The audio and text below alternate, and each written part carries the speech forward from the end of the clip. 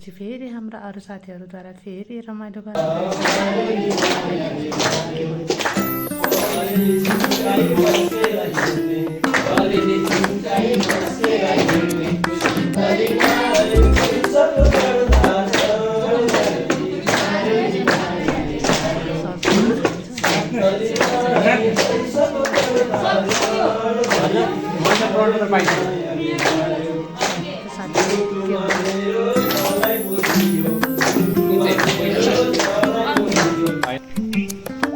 त्यसपछि हामी चाहिँ लाग्यौँ फोटो खिच्नतिर।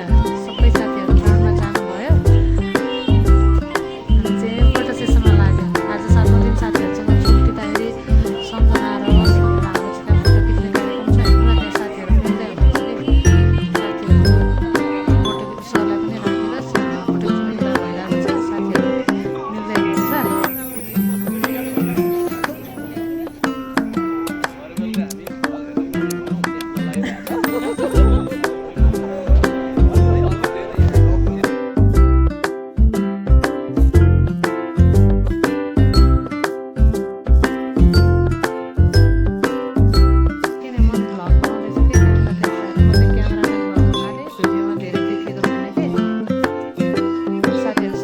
भिडियो खिच्नलाई गार्डनतिर लाग्दै हुनुहुन्छ।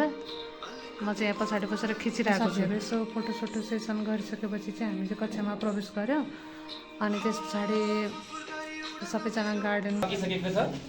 त्यसको लागि विशेष गरी हामी सबै साथीको तर्फबाट हाम्रो राय एकदमै राम्रो।